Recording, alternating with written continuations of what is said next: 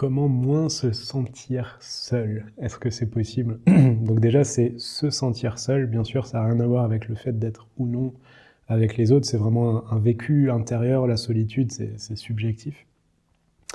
Mais je crois en explorant les enseignements de Bouddha que c'est lié à une perturbation mentale qu'il appelle l'indifférence.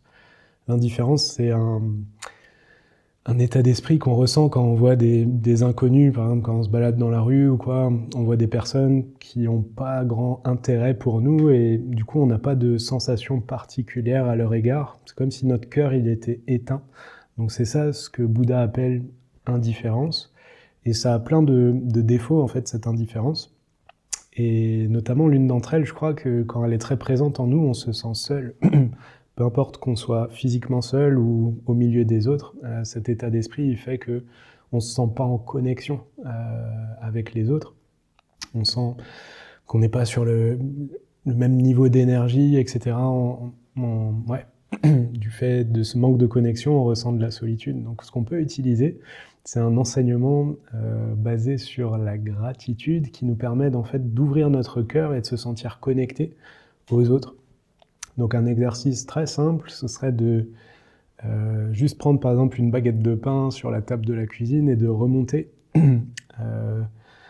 à toutes les personnes qui sont impliquées dans le fait qu'une simple baguette de pain soit sur la table de la cuisine. On peut penser à toutes les personnes qui ont produit, cultivé le blé, toutes les personnes qui ont transporté tout ça, les personnes qui ont créé le pain, qui l'ont vendu, etc. Et puis il y a tous les membres des familles de ces personnes qui les ont élevés, éduqués.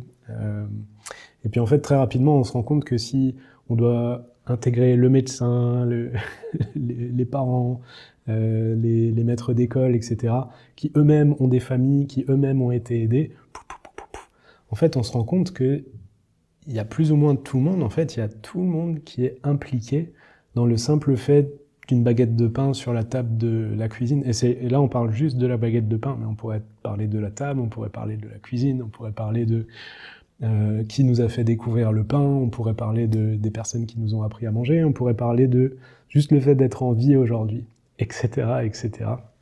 Donc ça, c'est des enseignements sur ce qu'on appelle le réseau de bonté. La bonté, c'est le fait de recevoir les bonnes choses du fait des actions des autres.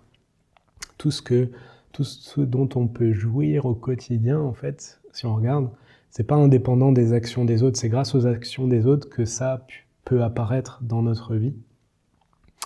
Et donc là, on a un super bon moyen de se sentir connecté, en fait, même à tout le monde si on veut.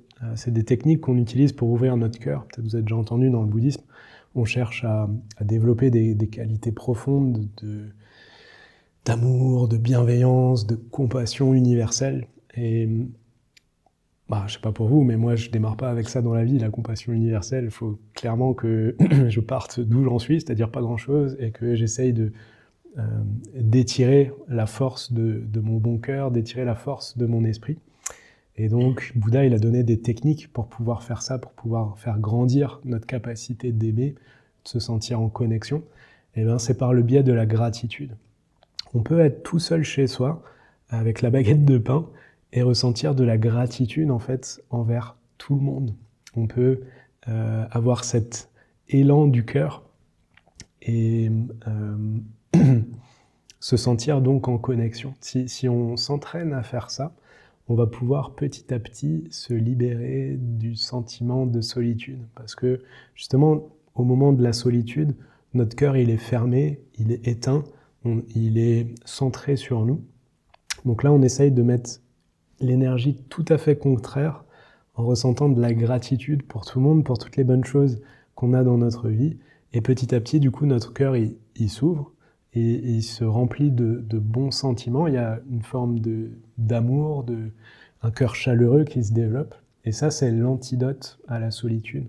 Donc si vous voulez faire un exercice simple, vous pouvez plusieurs fois par jour essayer de vous rappeler que telle ou telle chose dont vous êtes en train de profiter provient en fait des autres, de ce qu'ils vous ont appris, de ce qu'ils vous ont apporté dans la vie, des opportunités qu'ils vous ont données, ou juste quelqu'un même que vous n'avez pas été en relation avec, mais qui vous a inspiré par son exemple, par un livre qu'il a écrit ou quoi. Et de cette manière, se sentir connecté en fait à l'humanité, finalement à tous les êtres vivants, comprendre que chacune de nos actions elle a un impact sur eux, et chacune de leurs actions a un impact sur nous, et qu'en réalité la solitude c'est juste une illusion, ça n'existe pas du tout.